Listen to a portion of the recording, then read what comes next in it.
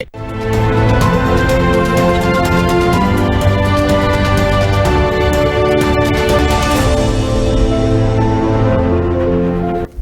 parle dans le débat du jour de travailler ensemble, de travailler avec son conjoint. Est-ce une bonne ou une mauvaise idée? C'est la question en débat ce matin et je retrouve mes deux amis, mes deux amis des vendredis, n'est-ce pas?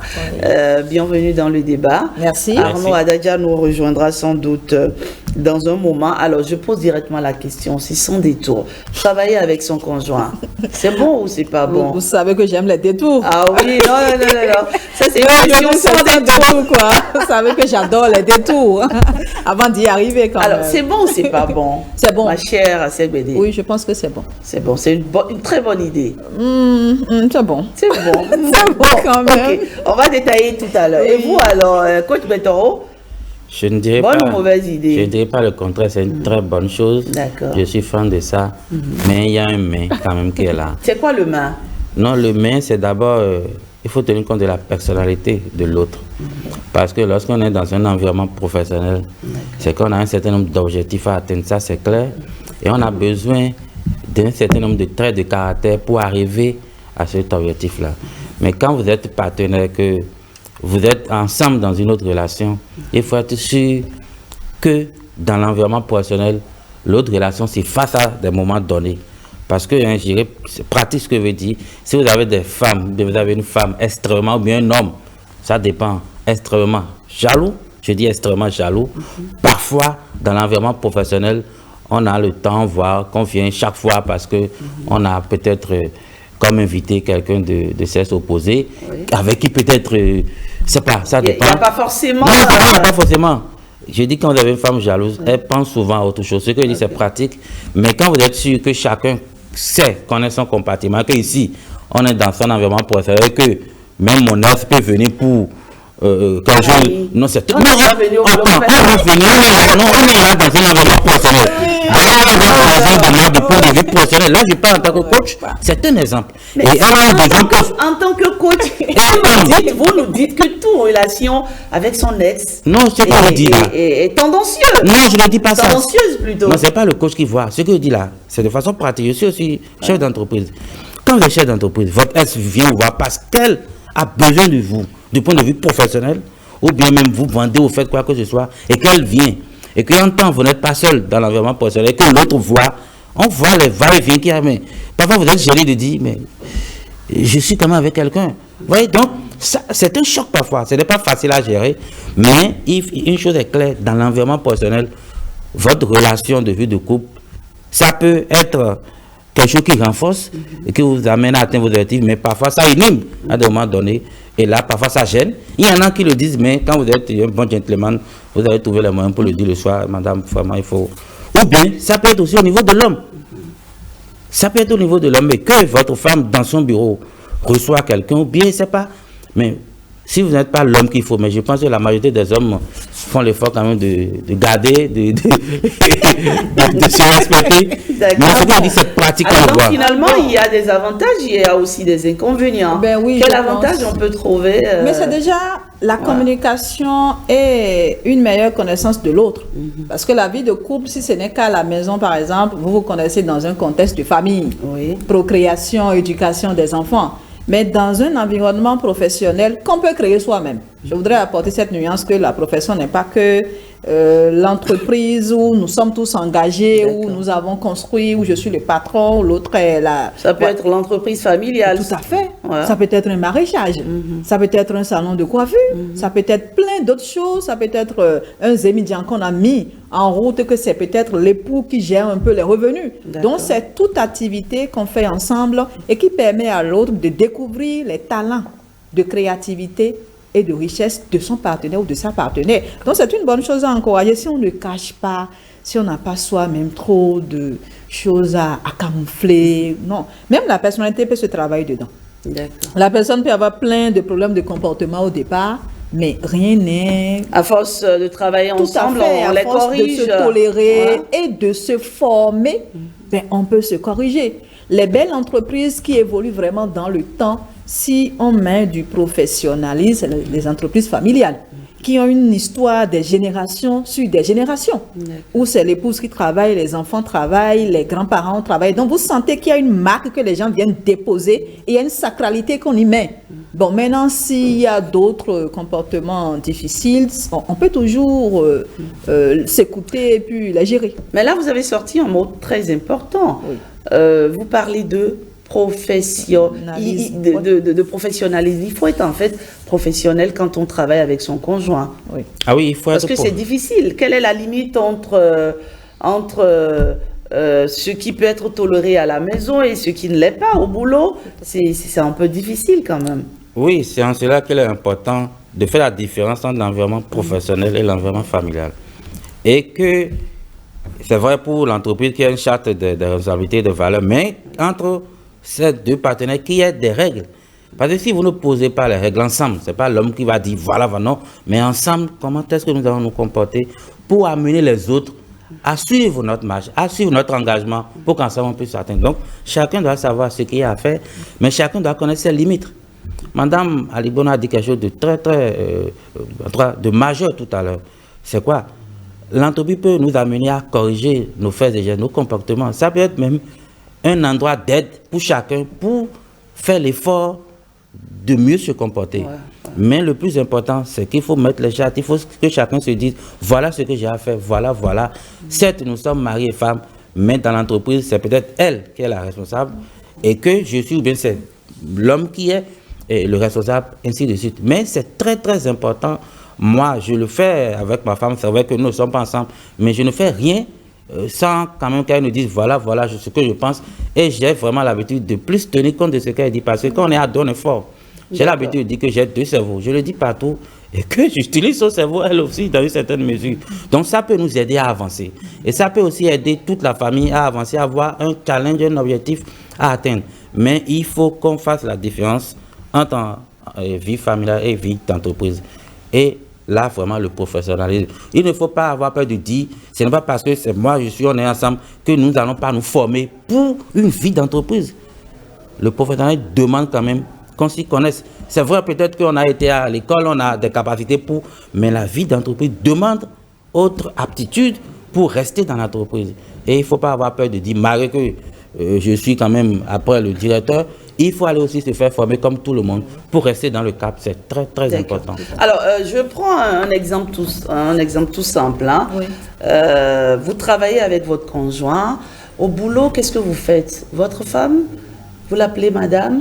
Votre mari, vous l'appelez monsieur? Eh bien, oui.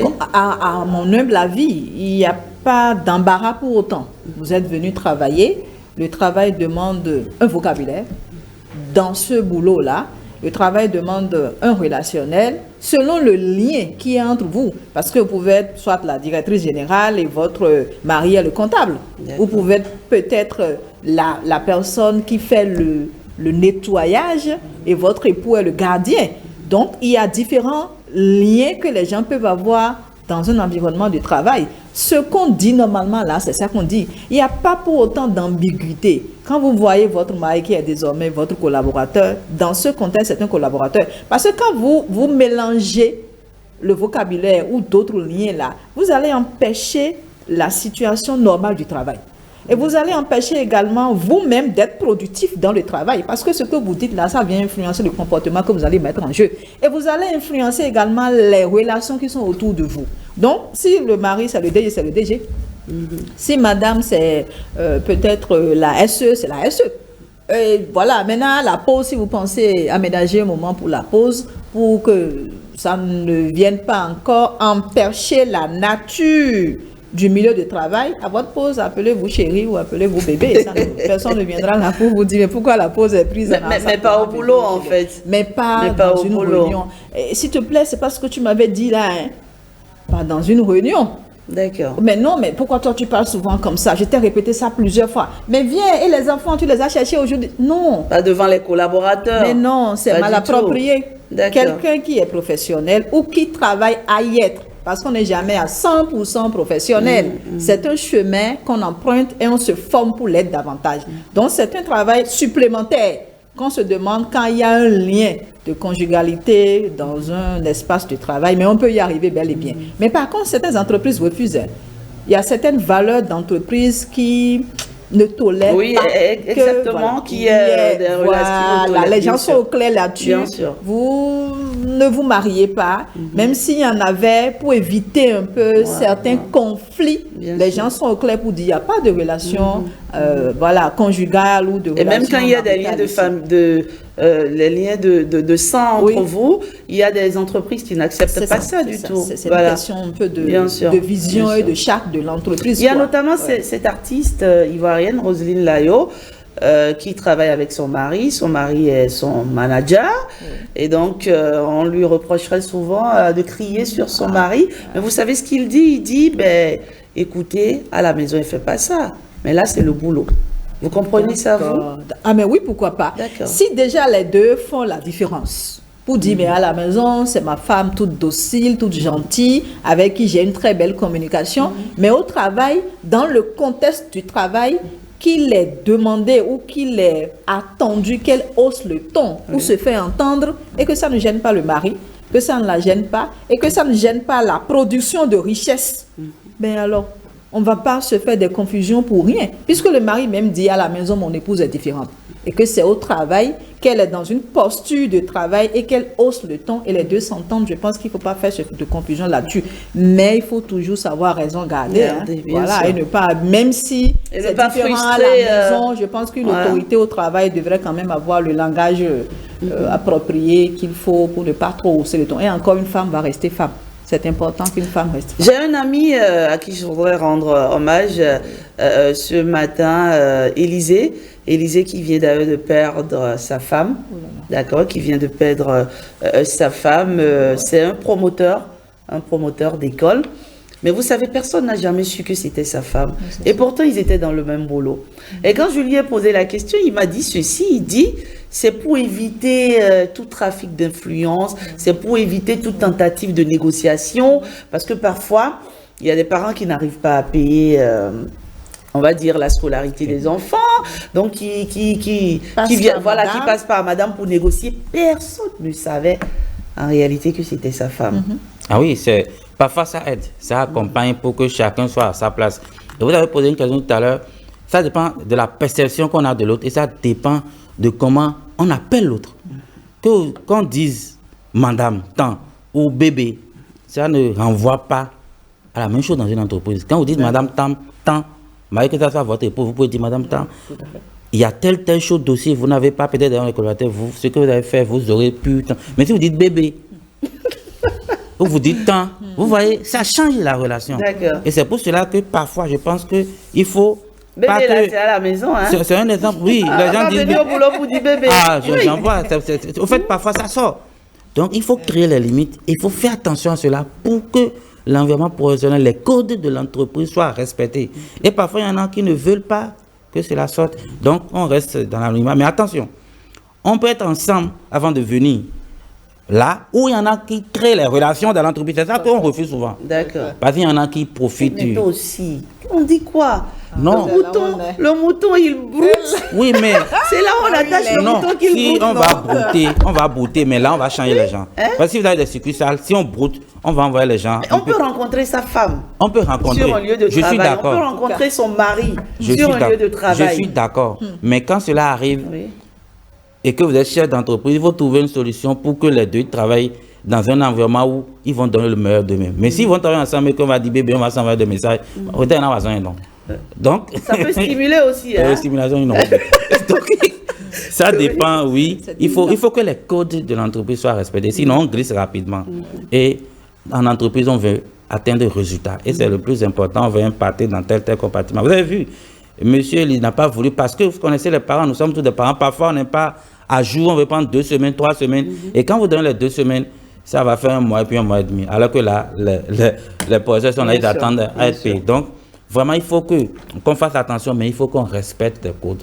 Et parce que, vous savez, au-delà de tout, les autres vous regardent. Ils vous regardent. Et quand vous créez des fissures, ils vont rentrer dedans. Ils vous regardent. L'entreprise doit rester l'entreprise. Mais le fait d'être ensemble en famille, ça renforce, ça crée vraiment une mutualisation des forces, parce qu'on va se comprendre. Vous savez, dans une entreprise, parfois, il arrive, vous êtes DG, vous allez sortir peut-être du pays pour trouver des clients. Mais quand madame est là, vous êtes sûr que l'entreprise, ça tient. C'est géré parce que la perception qu'elle est là de l'entreprise, les autres aussi ont, mais ce n'est pas la même chose. Donc ça fait que vous pouvez à tout moment sortir ça et dire que la maison est bien gardée. La maison entreprise, bien évidemment. Pas d'inquiétude, en Pas fait. d'inquiétude. Mais il y a aussi ces cas où, parfois, quand vous travaillez ensemble, est-ce qu'on n'est pas un peu étouffé? Il n'y a plus de secrets, vous connaissez tout l'un de l'autre.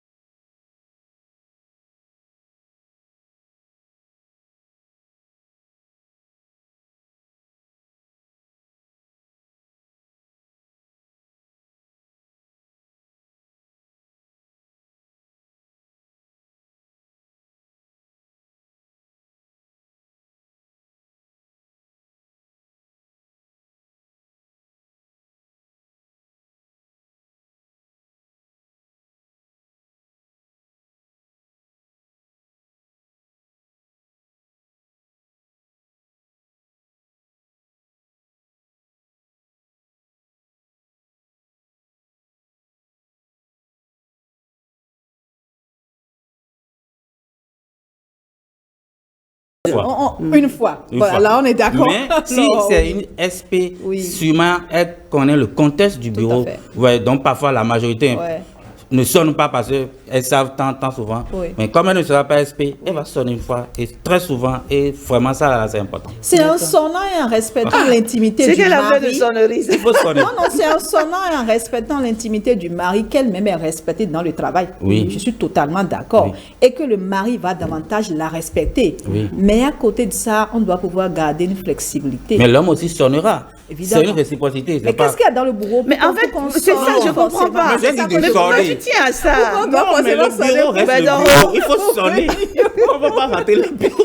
Lui, c'est un patron suspect. On verra. De temps en temps, il y a la secrétaire qui passe par là et puis bon. Dans le bureau pour qu'on Non, c'est fait l'espace aussi pour travailler, pour ne pas être dérangé. Tout à fait. Alors, que pensent les internautes du thème? Nous leur avons posé la question depuis ce matin. Maurice Tantan venait avec nous. La question, elle est celle-ci. Selon vous, est-il normal d'exiger de son conjoint le vouvoiement sous le prétexte qu'on travaille ensemble? Maurice Tantan, bonjour, bonjour. Bonjour, Rachidat Biomama, bonjour à tous et bonjour à toute. La question du jour de ce vendredi a suscité un grand nombre de commentaires chez nos amis internautes, et dans leur diversité, on peut conclure aisément que les avis sont partagés sur le sujet, alors que certains sont formels sur le vouvoiement au sein de l'entreprise, d'autres le sont un peu moins, et il y a certains internautes qui vont ajouter quelques nuances. Ceux-là vont estimer par exemple que si l'entreprise appartient au couple, il ne sera pas nécessaire d'exiger de l'un ou de l'autre conjoint vouvoiement au sein même de l'entreprise. C'est ce que nous allons voir dans les différents commentaires que nos amis internautes ont laissés sur nos pages Facebook et Twitter qu'on appelle X désormais. Et nous allons commencer avec Oscar Afakou qui dit qu'en entreprise ou à la maison, c'est toujours bien de se vouvoyer. C'est aussi une manière de se respecter et de transmettre cette attitude aux enfants, estime cet internaute. Moïse Assoclé nous dit que le vouvoiement ne doit pas être une exigence, mais plutôt un mérite, puisque c'est une marque de respect. Si on doit vouvoyer son partenaire, ce n'est pas forcément en étant dans une même entreprise. L'exiger dans ce sens-là n'a aucune importance selon cet internaute. Maurice Koumassa a également réagi à la question du jour. Il nous dit: bonjour le plateau, l'entreprise est bien différente de la maison et d'ailleurs les règles de gestion ne sont pas les mêmes. Pour raison de service ou d'un bon fonctionnement de l'entreprise, il peut être normal d'exiger de son ou de sa conjointe le vouvoiement au sein de l'entreprise. Don Bosco Oni a expliqué, il dit je pense que c'est une grande opportunité pour apprendre à ma conjointe qu'au boulot, je n'interviens pas en tant que mari, mais en tant que chef d'entreprise. Donc, il est primordial qu'elle puisse séparer les responsabilités et être au boulot l'employé modèle, à la maison la femme exemplaire. Il peut y avoir des exceptions à ce principe-là, mais il ne faudrait pas qu'elle prenne cela pour acquis, conclut Don Bosco Oni. On va faire un tour sur Twitter à présent. De ce côté-là, Apedo Gandéignon nous dit: dans le libellé de votre interrogation même se trouve déjà la nuance. La relation sentimentale est une chose et la relation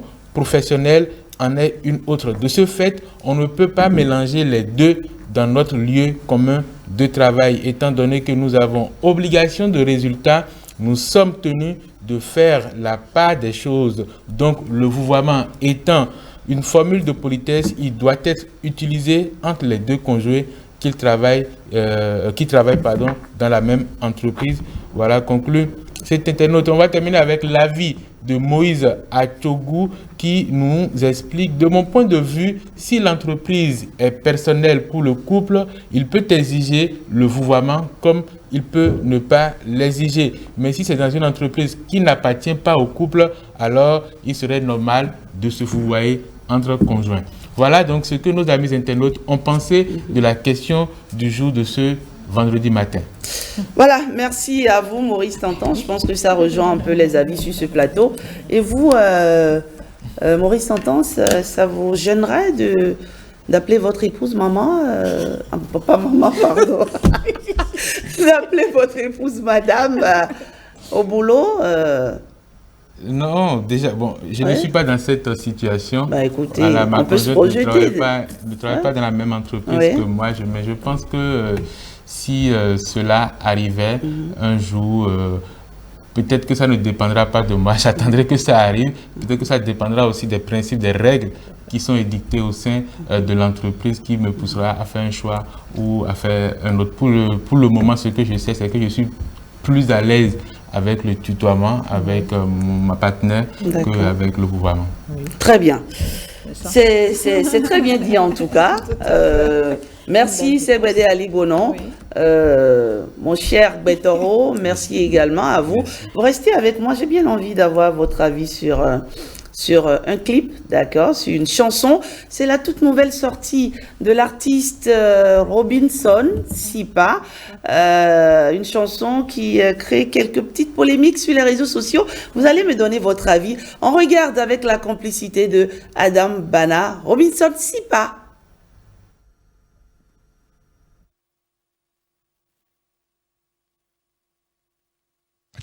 Music. Ajay, Ajay, et la lotte de mes monoïdes, et la lotte de mes lèvres no indagbe.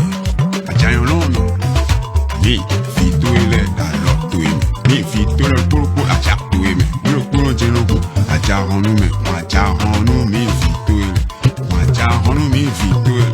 Adole ali le kuno sudo, aklavu e suori, chavi lo ajak on e be mi sa on do ta janu ikore. Iyelo yin kote, anoyi ayi benu. Dagbe awa pesa me mi je sunu ma funi odo itonu we bonu ani vole konu wi ise ndena wa idoli ni dagbe de o mi wala ni ito dagbeji no ko mi fitule si we nyanya la isi pa wa nyanya le ito wa ito ni veloce wa ito ele veloce this is Success Music bajaye